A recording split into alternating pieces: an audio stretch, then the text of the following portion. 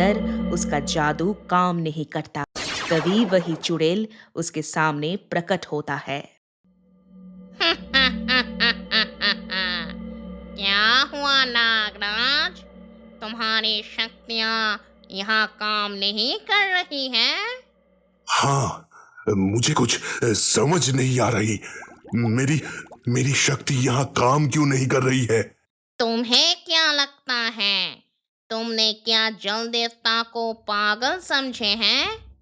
वो जल देवता है, इसीलिए उसने तुम लोगों को समुंदर के केंद्र से अनोखी मोती को लाने के लिए कहा है और उसे किसी भी जादुई शक्तियों से प्राप्त नहीं कर सकते।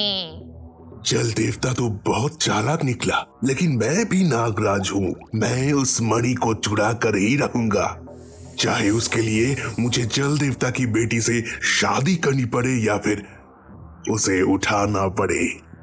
मैंने अभी अभी अपनी शक्तियों से देखा, जो जल देवता ने उसी मणि को अपनी बेटी के गले में डाल दिया है। अगर तुम उसकी बेटी को अगवा कर लो तो तुम्हें वो मणि मिल सकती है। ये तो बहुत अच्छी बात है। अब मुझे इतनी मेहनत भी नहीं करनी पड़ेगी। मैं उसकी बेटी को ही अगवा कर लूंगा।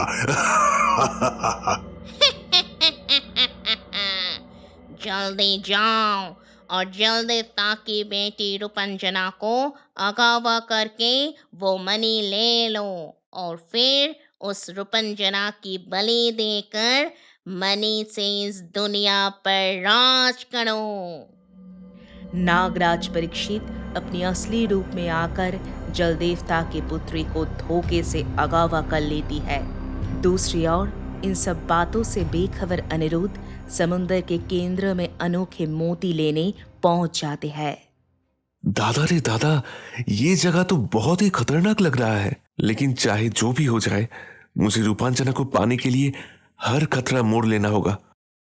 अनिरुद्ध बहुत ही चालाकी से उस शार्क के अजीब से घर के अंदर जाता है, जहां उसे एक बड़ी शार्क सोती हुई नजर आती है। दादा रे दादा, ये तो बहुत बड़ा शार्क है। इससे अनोखा मोती लेना थोड़ा मुश्किल लग रहा है। मुझे कुछ दिमाग लगाना पड़ेगा।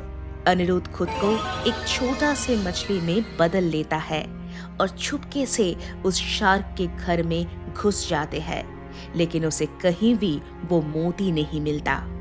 वो अनोखा मोती कहाँ छुपा होगा? मैंने यहाँ ये जगह देख लिया, लेकिन यहाँ मोती है ही नहीं।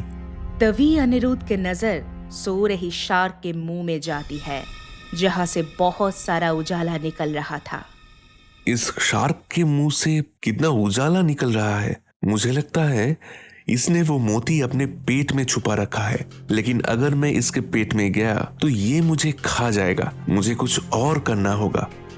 अनिरुद्ध अपनी चालाकी से शार्क के नाक पर गुदगुदी करने लगती है, जिससे कि शार्क को चीख आ जाता है और वो मोती उसके मुंह से बाहर आ जाता है। अरे वाह, मोती मुझे मिल गया। अब मैं रूपांजना से शादी करूंगा। लेकिन तभी वो शार्क जाग जाती है और अनिरुद्ध को गुस्से से खाने के लिए उसके पीछे दौड़ती है। अनिरुद्ध बहुत मुश्किल से अपनी जान बचाकर वहां से भागता है और जल देवता के महल वापस लौट आता है। लेकिन वहां देखता है कि सभी बहुत मायूस होकर बैठे हुए थे। जल देवता, देख लीजिए, मैं आपका शर्त के अनुसार ये मोती ले आया हूं। तुम वाकई में बहुत जानबाज और शक्तिशाली हो, लेकिन अभी इस मोती का कोई फायदा नहीं है। ये आप क्या कह रहे हैं? जल्दी बताइए, इसका कोई फायदा क्यों नहीं है? आपने कहा था जो भी ये मोती लेकर आएगा आप रूपांजना का विवाह उसी से करवाएंगे। विवाह तो तब होगा जब रूपंजना यहाँ होगी। मैं आपका बात समझा नहीं। क्योंकि हमारी रूपंजना को नागराज उठाकर ले गया है। अब वो हमारी रूपंजना के साथ पता नहीं क्या हाल करेगा और वो नागमणि भी छीन लेगा। लेकिन ये सब कैसे हो गया? आप उसे वापस क्यों नहीं ला रहे हैं? क्योंकि वो नागमणि उसके पास है, और नागमणि जिसके पास होती है सिर्फ वही समुंदर से बाहर जाकर उस नागराज का सामना कर सकता है। हम एक जल देवता होने के बाद भी उसका कुछ नहीं बिगाड़ सकते। आप चिंता मत कीजिए, मैं अपनी रूपांजना को लेकर आऊंगा। जो मोती तुम लाए हो वो कोई मामूली मोती नहीं है। इससे तुम उस नागराज का सामना कर सकते हो। मुझे अपना आशीर्वाद दो जल देवता। मैं रूपांजना को वापस लेकर आऊंगा और नागमणि भी। इतना कहकर अनिरुद्ध समंदर के बाहर चला जाता है और उसे वही चुड़ैल मिलती है।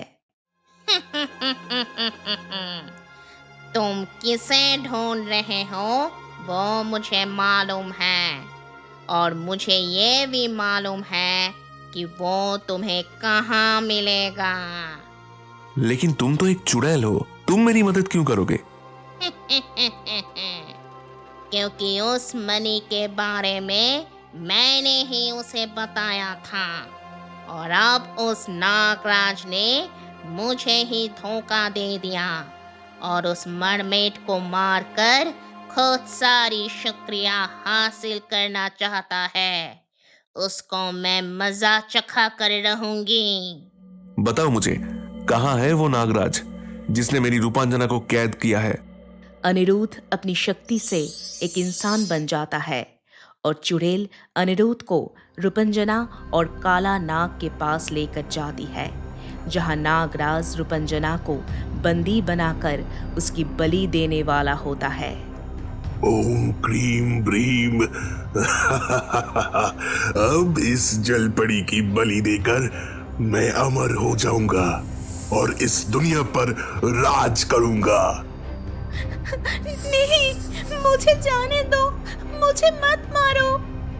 रुक जाओ नागराज, तुम ऐसा नहीं कर सकते। अगर तुमने रूपांजना को हाथ भी लगाया तो मैं तुम्हें छोड़ूंगा नहीं। तुम एक मामूली से मरमैन हो, तुम मेरा कुछ नहीं बिगाड़ सकते। तभी अनिरुद्ध अपनी मोती को हाथ में लेकर कुछ मंत्र पढ़ता है, जिससे रूपंजना आजाद हो जाती है और परीक्षित एक मामूली नाग बन जाता है। ये मुझे क्या हुआ? नहीं नहीं, मैं ऐसा कैसे बन गया?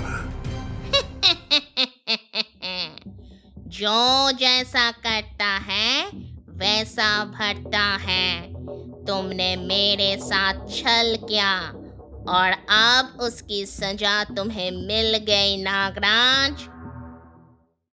हमारी नजरों के सामने से भाग जाओ, वरना तुम्हारे लिए अच्छा नहीं होगा।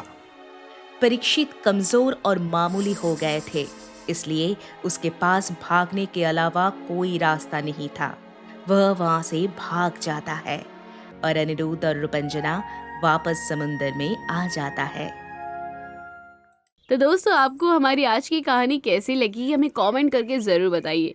साथ ही साथ अगर आप चाहते हैं कि हम आपके नाम से भी कहानियाँ बनाएं तो जल्दी से अपने नाम कमेंट बॉक्स में लिख दें और देखिए अपने नाम की कहानियाँ। साथ ही हमारी नई वीडियो को देखने के लिए जल्दी से चैनल को सब्सक्राइब करें और बेल आइकन को दबाना बिल्कुल ना भूलें। अगली वीडियो में अगली कहानी के साथ ज़रूर मिलते हैं।